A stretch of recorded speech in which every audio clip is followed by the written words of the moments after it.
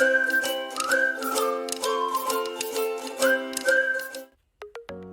got a stick! Hey folks, welcome back to Actual Crafts with Alyssa and Katie. Today we're making Bead Wind Chimes. For this craft, you need a stick, some scissors, some kind of cord like yarn or jewelry cord, and then some beads. Okay, first, you'll notice I have a lot of beads. That's because I am really into beading. So I just have a wide selection of beads to choose from, which I will be doing a little bit later in this video. And you'll see that I have some of this string, which is thinner cord that's used for beading for jewelry. And then I have some yarn. Whichever you have is perfectly fine. This is your project. However, I would recommend that if you're doing, say, a bead with a bigger center, like this one, you can use the yarn. However, if you're using a bead with a smaller center, like this one, then I would use the thinner jewelry cord. But if you're sticking to like the big pony beads, then you'll be perfectly fine using the yarn. I'm probably going to use the cord just because I plan on using some of my smaller beads. However, what I do will apply both to the cord and to the yarn. So, you're going to take your lovely stick that you found in your backyard or in a local park, I guess. Remember to be conscientious. This branch came from one of the trees at my place, which we have a lot of trees, a lot of mesquites. If you have a lot of mesquites in your area and you take a branch from one of those trees, make sure you remove the thorns before you do anything. I don't want you poking yourself with your stick. So, your first length of cord is going to be the longest. Now it can be as long as you want. And then choose one side to start on. Doesn't matter which one, I'm going to choose this side. You're going to wrap the cord around and just tie. Go like you're tying a regular knot, but instead of passing the end of the string through the loop once, I want you to pass it through twice. So again, it's just like a regular knot, except instead of only passing the end through the loop once, you pass it through twice. This makes your knot a little bit more secure and makes it stay longer.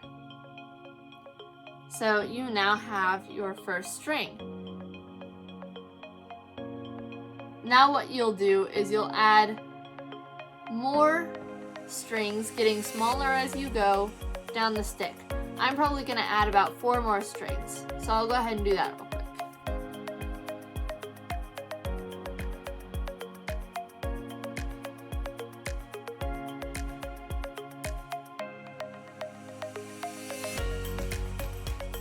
Okay, so before you start going crazy stringing the beads on the strings, what I would do first is I would lay out your pattern. So I find that when I bead, this is always very helpful for me. So I get a sense of what order I'm going to put the beads on the string and how many beads I'll need.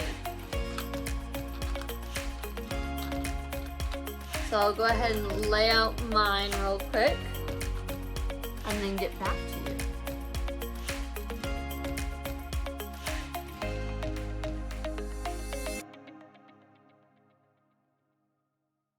So now for the fun part. You get to string your beads. using yarn, one trick to do for making the end of the yarn pointy enough to go through the beads is to get your fingers wet and then twist the end. So with how many beads I have, I'm going to go about 4 beads down, and then I'm going to take my jewelry wire and run it through the last bead in the chain so that it stays in its spot. And then I start beading again.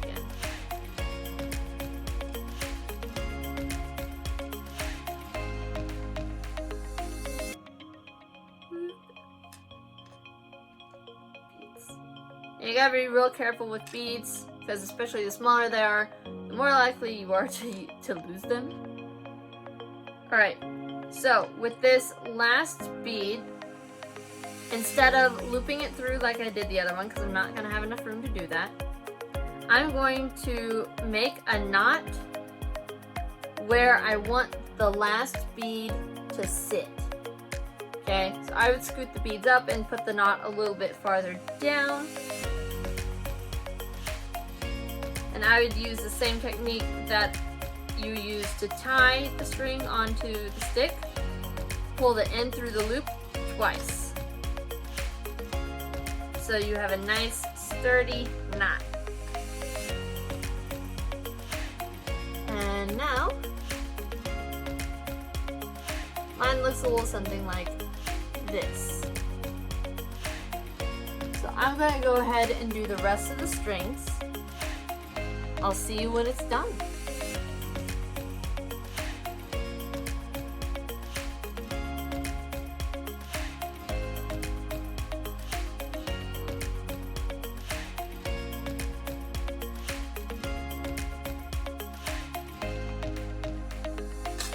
Okay, so now once you've gotten all your beads on your strings, as you can see on mine, you're on to your last step. Now I'm going to use yarn for this one so you can see it a little bit better, because I know that other string was kind of clear and hard to see. So this is going to be your string that you'll use to hang it on your branch. I'm gonna make mine yay long, because you can put it on the end of a branch, you can hang it on a fence post, whatever. So you're going to tie one end around one end of the stick, again using the double loop that I taught you, passing the end through the loop twice and pulling it tight. And then if you want to do another knot on top of that, you can. Looks like I might not have enough string to do that. Okay. So then you do the same to the other side.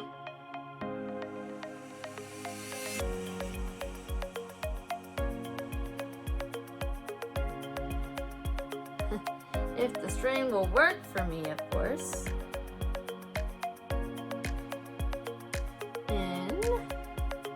Twice and pull tight.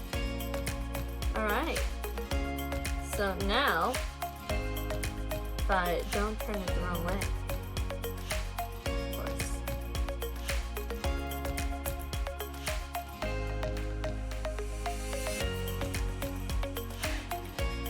And don't roll it like spaghetti. You have your bead wind chime. Now you can make your strings as long as you want. You can add as many beads as you want. You can choose to add loops in the middle or not add loops in the middle. It's all up to you. But now you just hang it somewhere where you'll hear the clacking, I guess, in the breeze. Well, that's all for today, folks. Keep an eye out for more episodes of Actual Crafts with Alyssa and Katie later this week. See you later!